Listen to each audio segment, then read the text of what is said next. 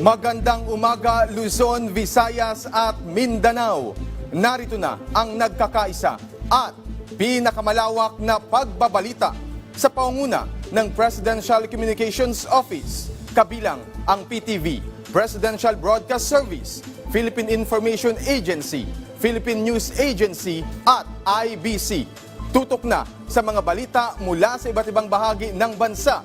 Ito ang Balitang Pambansa. Ngayong umaga sa Balitang Pambansa, 7,000 pisong medical allowance para sa mga manggagawa ng pamahalaan. Aprobado na ng Department of Budget and Management. Pangulong Ferdinand R. Marcos Jr. at Executive Secretary Lucas Bersamin nag-compare notes para sa agenda ng unang cabinet meeting ngayong taon. Mga empleyado at estudyante, balik trabaho at eskwela na. Mga pabalik sa Metro Manila, inaasahang dadagsa. Nasa mahigit 3,000 security personnel sa mga pier, handang umalalay sa mga pasahero. Pagbabasbas ng mga replika ng Jesus Nazareno, nagsimula na sa Quiapo Church. At rollback o bawas presyo sa LPG, ipinatupad na ng ilang kumpanya simula ngayong buwan. Narito na ang detalye ng mga balita. Nagpulong sina Pangulong Ferdinand R. Marcos Jr. at Executive Secretary Lucas Bersamin para paghandaan ang unang cabinet meeting ngayong taon. Nag-compare notes ang Pangulo at ang kalihim para sa magiging agenda ng pulong. Ayon kay Presidential Communications Office Acting Secretary Cesar Chavez, itinakda ang unang pulong ng gabinete sa Martes, January 7.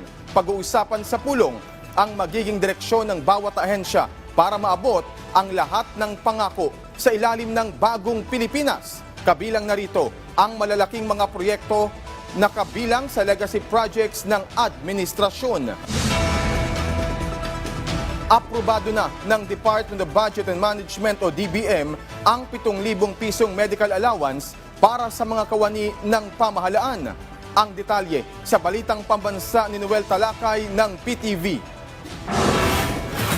Senior citizen na si Mang Bernabe, isang government employee. Sa edad niya, marami na rin anya siyang nararamdaman sa kanyang katawan na nakaapekto sa kanyang kalusugan.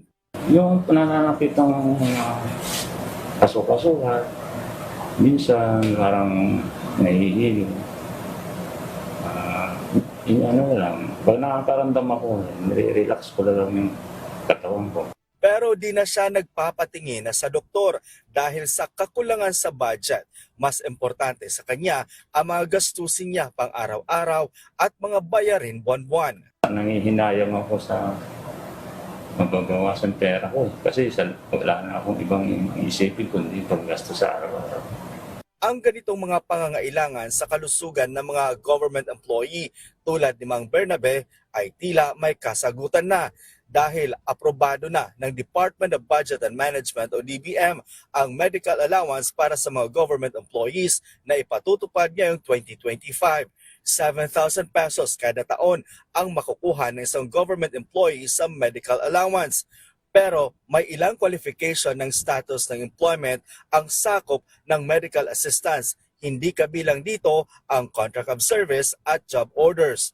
Ayon sa DBM, pwedeng pandagdag bayad ang medical allowance sa mga Health Maintenance Organization o HMO na mga government employees na mayroon nito. Pero sinabi rin ng DBM na pwede rin maging cash para sa mayroong sariling HMO at mga nagbabayad ng kanilang mga medical expenses na tanging sa ospital lang babayaran, kabilang ang mga emergency care, mga test at mga gamot. Sa mga walang HMO naman, dapat una, liblib ang kanilang lugar, walang HMO branch or company at tinanggihan ang kanilang mga HMO application. Nagpaabot naman ng pasasalamat si DBM Secretary Amenah Pangandaman kay Pangulong Ferdinand Marcos Jr. dahil sa paglagda nito sa medical allowance na hindi lang isang benepisyo kundi isang pagtiyak na malusog na manggagawa para magampanan ng mabuti ang kanilang mga gawain bilang empleyado ng pamahalaan. Mula sa PTV Manila,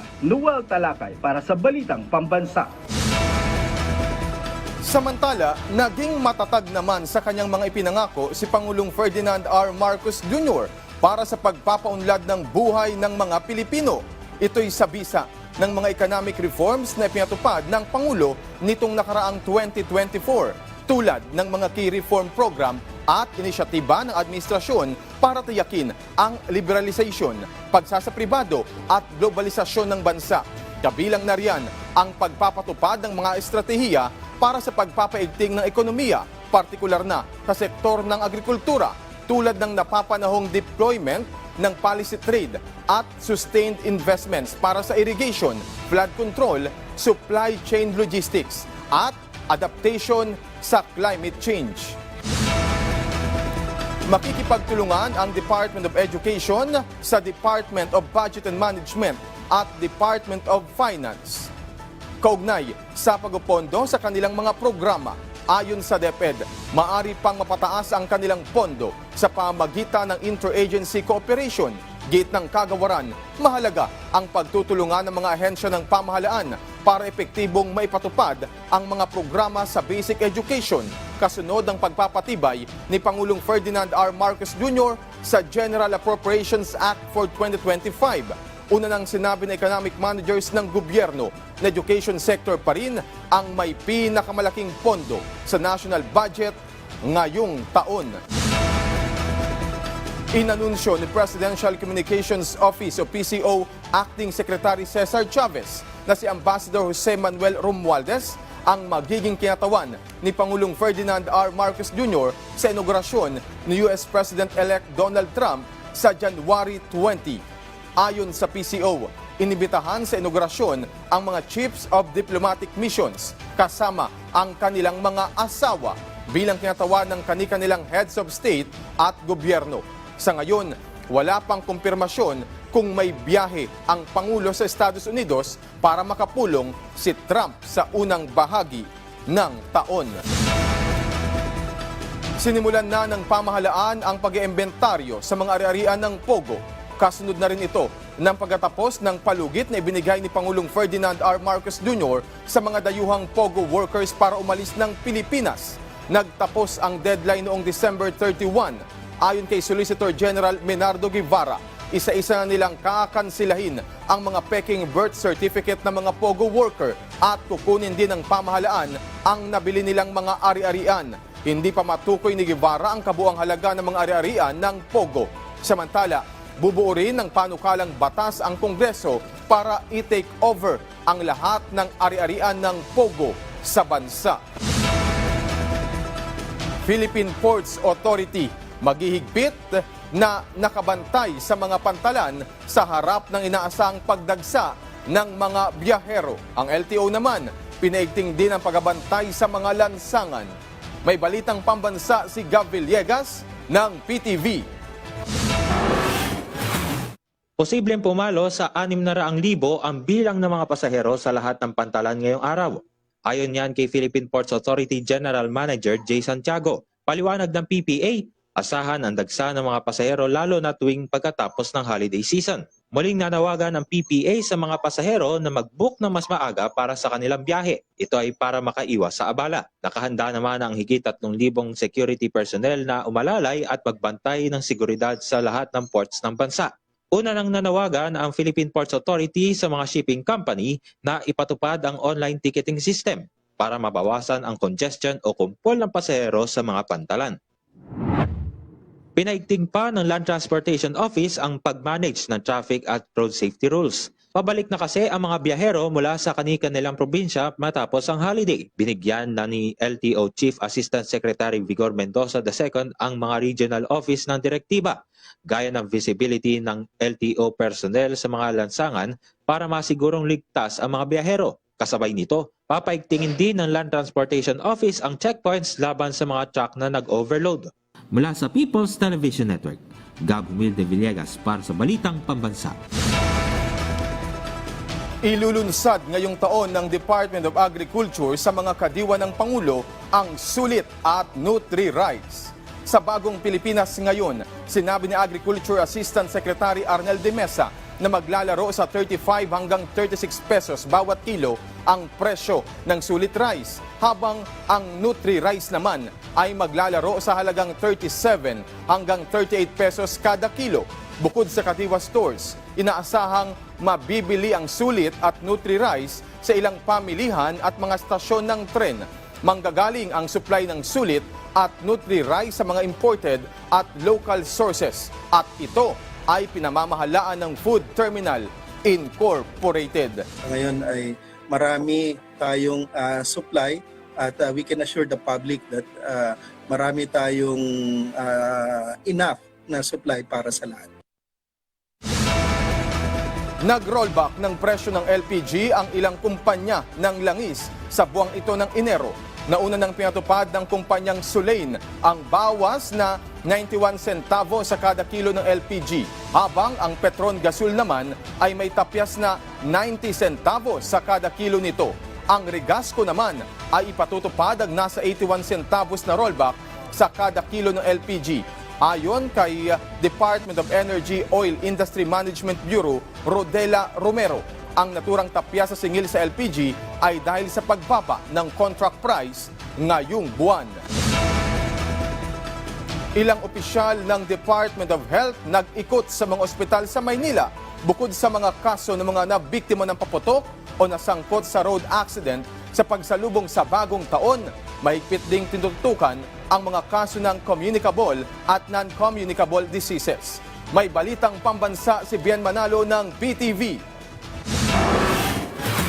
Bilang bahagi ng Ligtas Christmas sa Bagong Pilipinas Hospital Preparedness Rounds, naglibot ang Department of Health sa pangunguna ni Secretary Ted Herbosa sa Philippine General Hospital, Manila Doctors Hospital at Tondo Medical Center. Sa tala ng Philippine General Hospital, as of January 2, 2025, 17 ang naitalang biktima ng paputok. 15 rito ay pawang mga lalaki at 2 naman ang babae. 7 sa kanila ang mga bata at 10 naman ang matanda. Karamihan sa kanila ay napuruhan sa mata. Pinakamarami sa kanila ay naputukan ng kwitis, sinturo ni Judas, 5-star at triangulo. Mas mataas ito sa 13 kaso na naitala noong 2023. Mas mataas din ng mahigit 6 na po ang naitalang road traffic injuries ng ospital noong 2024 kumpara noong 2023. Binabantayan din ng ospital ang communicable at non-communicable diseases ngayong holiday season. Tumaas ng 20 ang naitalang bronchial asthma cases ng ospital noong 2024 kumpara noong 2023. Gayon din ang pagtaas ng acute coronary syndrome. Bahagya namang bumaba ang naiulat ng ospital na tinamaan ng stroke noong 2024 kumpara noong 2023. Siguro very important mag-focus ang Department of Health sa prevention and health promotion, disease control. Isa ang naitalang firework-related injury sa Manila Doctors Hospital. Bumaba naman ng mahigit 20 ang naitalang road traffic injuries ng ospital noong nakaraang taon kumpara noong 2023. Gayon din ang naitalang kaso ng communicable at non-communicable diseases. Sa Tondo Medical Center naman, 46 ang naitalang fireworks-related injury, habang 79 ang naiulat na road traffic injuries. Yung sa road traffic injuries, magpapatulong tayo sa iba't ibang ahensya. Nandyan ang PNP, nandyan ang MMDA, nandyan ang DPWH. Yung mga kuminsan lighting lang ng kalye, kuminsan nangyayari ito sa gabi. Ayon naman sa Bureau of Fire Protection, mas mababa ang naiulat na fire incidents related to firecrackers ngayong taon kumpara noong nakarang taon.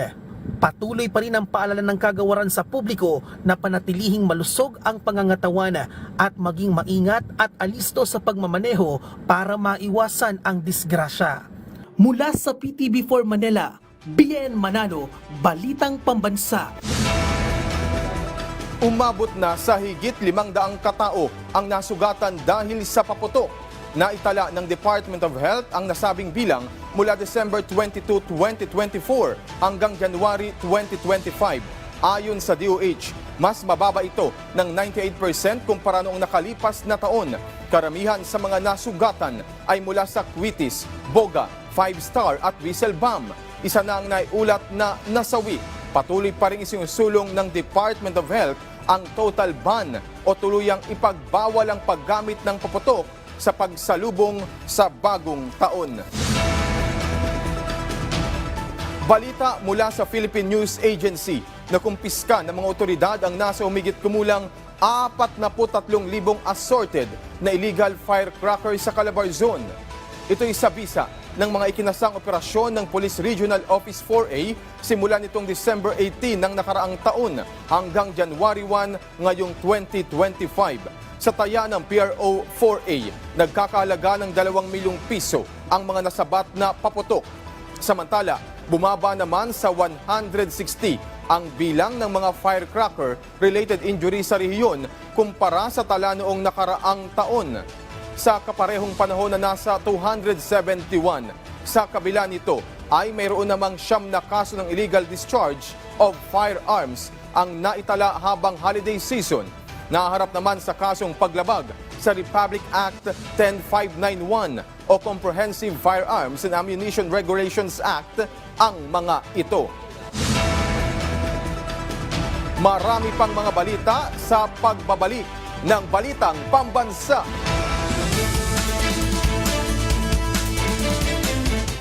Mga issue, mga haka-haka, mga aksyon ng administrasyon. Samahan niyo po akong magbigay linaw tungkol sa mga usaping ito. Larry Gadon Live, dito lamang sa PTV.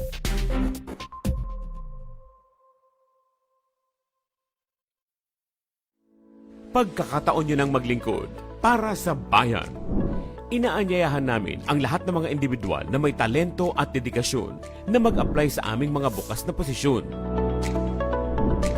Engineering Division, Administrative Assistant, Audio Operator, Broadcast Operations Technician, Camera Operator, CCU System Technician, Musical Spinner, Studio Light Operator, Technical Director, Vision Mixer, TOC Technician, Uplink Technician. Ipadala ang iyong resume sa hireme@ptni.gov.ph.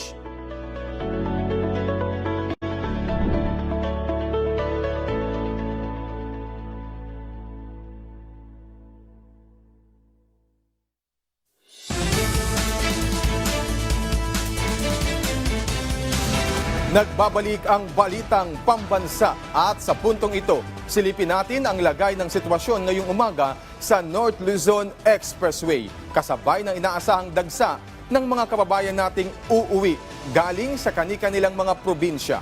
Sa Isaya Mirafuentes ng PTV sa Balitang Pambansa Live. Isaya. Maulang Friday morning, Ace, hanggang sa mga oras na ito, maluwag pa rin ang magkabilang panig ng North Luzon Expressway, ang northbound lane at southbound lane. Ikatlong araw yan ngayong 2025 na kung saan inaasahan rin natin ang dagsa ng mga motoristang pabalik na ng Metro Manila. Ngayong umaga dito sa North Luzon Expressway, Alan, wala pang pagsikip ng daloy ng trapiko sa parehong northbound at southbound lane. Hindi pa gaanong marami ang mga sasakyan sa mga toll gate ng North Luzon Expressway o NLEX. Posibleng marami kasi sa mga nagbakasyon ay susulitin muna ang natitirang araw bago ang weekend. Pero ayon sa pamunuan ng NLEX, posibleng ngayong araw hanggang sa Lunes ay dadagsana ang motorista sa North Luzon Expressway. Alan sa kasalukuyan, nasa 1,500 patrol officers, marshals, security, incident response team sa kaba ng NLEX SCTEX NLEX Connector ang nakadeploy. Nangako rin ng NLEX na walang isasa ng kalsada hanggang sa Lunes. Paalala naman ng NLEX sa mga motorista na palaging i-check ang tinatawag na blow buckets. Ito yung B for battery, L for lights, O for oil, W for water, B for brake, A for air, G for gas, E for engine, T for tire, at S for self. Ayon sa pamunuan ng NLEX, 10% ang inaasang dagdag sa volume ng traffic simula pa noong holiday season hanggang sa January 6. Alan, nandito ako ngayon sa Balintawak Toll Plaza. Kung makikita mo ngayon hanggang sa mga oras na ito sa aking lipunan, halos walang sasakyan dito sa mga toll gate dito sa Balintawak. At isa pa nga dyan, paalala rin ng pamunuan ng NLEX na siguraduhin may load ang inyong mga RFID. Pero ngayong araw, simula pa ng holiday season, nagtalaga ang NLEX ng 3 lane para sa cash lane sakali ngang may dumaan dito na walang load ang kanilang mga RFID. Yan muna ang update mula dito sa NLEX. Balik muna sa iyo, Alan. Maraming salamat Isaya Mirafuentes ng PTV. Sa Samantala, dagsa na rin po ang ilang pasahero sa PITX. Matapos ang holiday season, si Bernard Ferrer ng PTV sa Balitang Pambansa Live. Bernard? Alan, patuloy nga ang mahigpit na seguridad na pinatutupad sa Parañaque Integrated Terminal Exchange o PITX. Sunod yan, ilang illegal items ang nakumpiska sa ilang pasahero sa terminal. Umabot sa mahigit 700 ipinagbabawal na kagamitan ang nakumpiska sa ilang pasahero sa PITX. Kasunod ito ng mahigpit na seguridad na pinatutupad sa terminal mula December 20, 2024 hanggang January 1, 2025. Kabilang sa mga nakumpiska ang mahigit 200 lighter at mahigit 100 cutter blade. Kasama rin sa nakuhang ilang pasahero ang gunting, kutsilyo, itak, butane gas, LPG tank, mga paputok, at ang armas na tinatawag na 5 fingers. Mahigpit na pinagbabawal ang pagdadala ng mga nasabing kagamitan upang masiguro ang kaligtasan ng mga pasahero. Tiniyak ng PITX na patuloy nilang paigtingin ang seguridad sa terminal lalo't inaasahan ang dagsa ng mga pasahero hanggang weekend. Samantala, normal na operasyon ng terminal. Wala nang naitatalang fully booked na biyahe o mahabang pila sa mga ticket booth. Sapat din ang bilang ng mga provincial at city buses para sa mga pasahero. Alan sa pagtaya ng PITX, umabot na sa mahigit 14,000 ang foot traffic o mga pasahero dito sa terminal. Ngayong umaga pa lamang yan at inaasahan na madadagdagan pa ito sa mga susunod na oras. Alan, makulimlim ngayon sa labas kaya pinapayuhan natin yung mga kababayan natin na ngayon pa lang aalis sa kanilang tahanan na magdala ng payong. Balik sa iyo, Alan. Maraming salamat, Bernard Ferrer ng PTV. Sa ibang balita, nakumpleto na ng Department of Information and Communications Technology o DICT ang Phase 1 ng National Fiber Backbone Project ng pamahalaan. Ayon kay DICT spokesperson, Assistant Secretary Renato Paraiso, inaasang makukumpleto ngayong Marso o Abril ngayong taon ang Phase 2 at Phase 3 ng nasabing proyekto, habang ang Phase 4 at 5 naman ng proyekto ay popondohan ng loan mula sa World Bank. Inaasahang ito ay magkakaroon ng mabilis, secure at reliable na internet connection ng pamahalaan na magpapabili sa paghahatid ng mga serbisyo ng gobyerno, lalo na sa sektor ng edukasyon at mga komunidad na nasa liblib na lugar.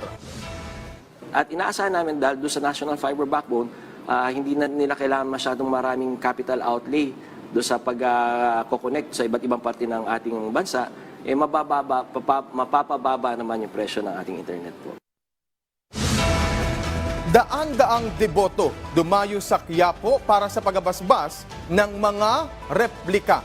Pinalalahanan naman po ang mga deboto na gawing makabuluhan ang pagdiriwang ng kapistahan ng Poong Nazareno. May balitang pambansa si Rod Lagusad ng PTV.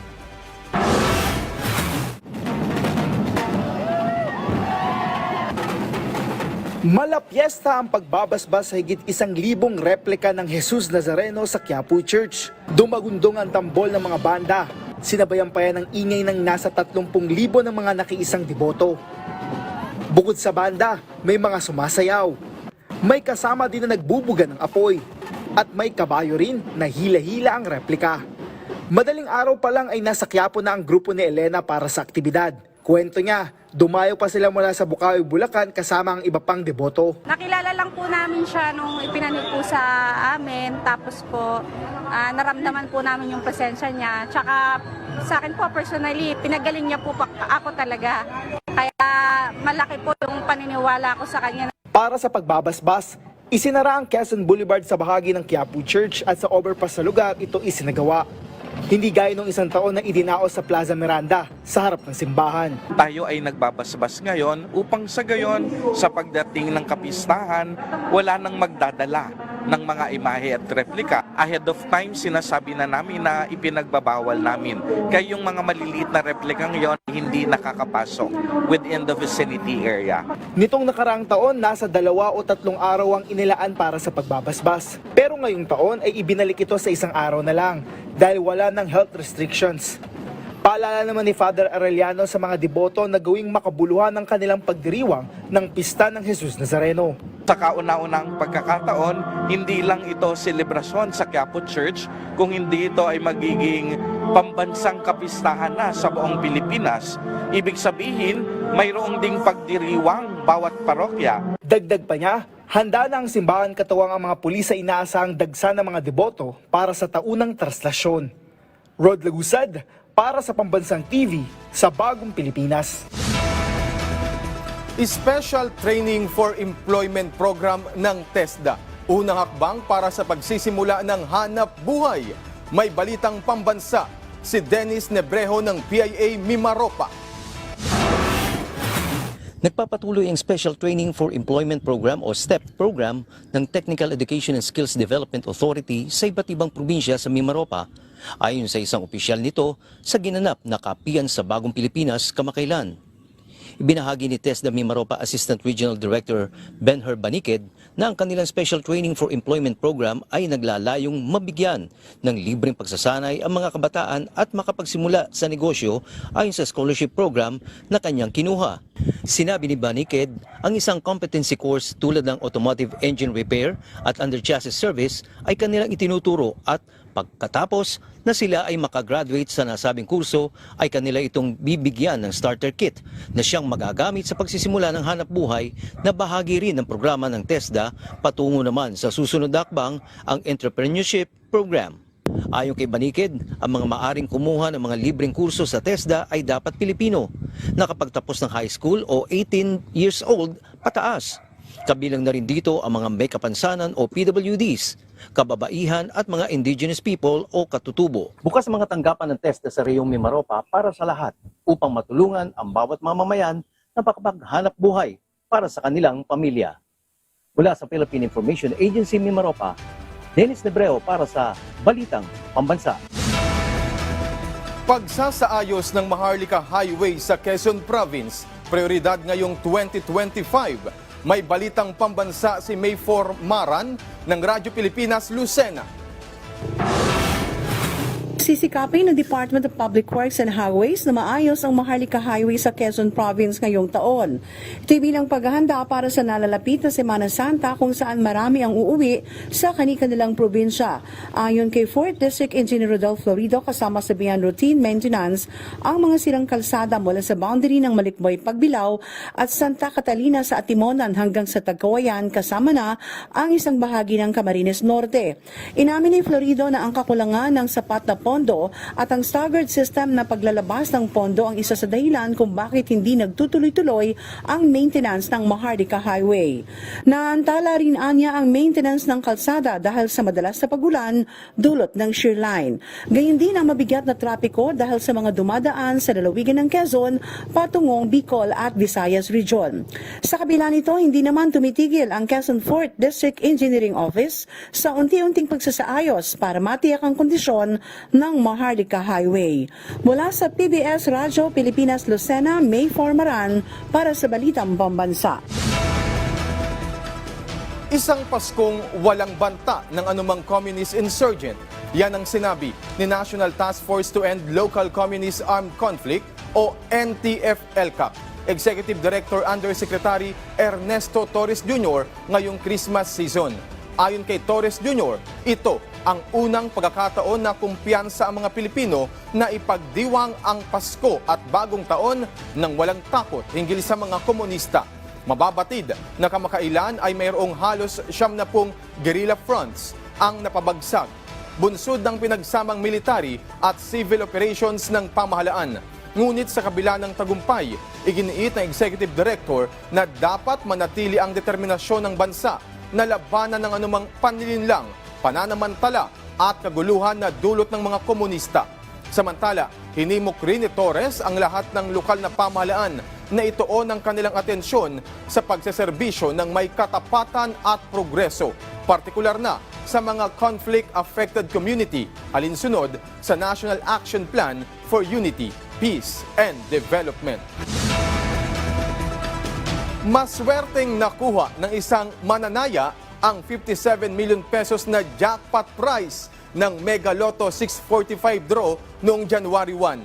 Ayon sa abiso ng PCSO, ang nanalong tiket ay binili sa Barangay Santol, Quezon City na may combination number na 06, 41, 29, 12, 02, 15.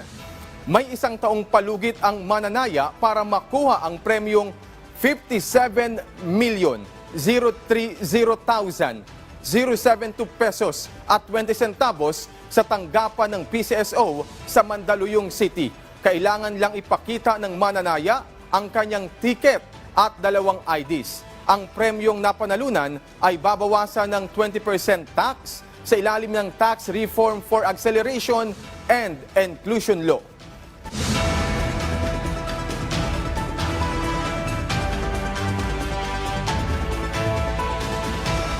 Mga natapos na proyekto sa ilalim ng Build Better More program ni Pangulong Ferdinand R. Marcos Jr. ibinida ng DPWH Western Visayas.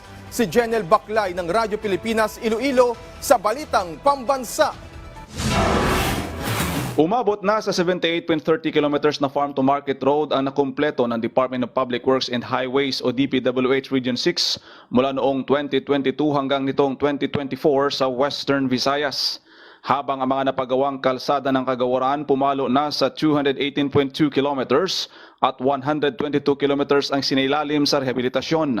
Nasa 1,752 units naman ng multipurpose building ang natapos ng DPWH sa buong rehiyon. Ang mga naipatayong school building naman pumalo na sa 280 o nasa 1,088 na silid-aralan habang 6 na po naman na classroom ang sinailalim sa repair. At para masolusyonan ang pagbaha, 130,053 meters na flood control projects ang naipagawa ng ahensya. Ayon kay DPWH 6 Director Engineer Sunny Boy Oropel, nagpapakita lamang ito na hindi tumitigil ang kagawaran sa pagsasakatuparan ng mga pangunahing proyekto sa mga mamamayan sa ilalim ng Build Better More program ng administrasyon ni Pangulong Ferdinand Marcos Jr.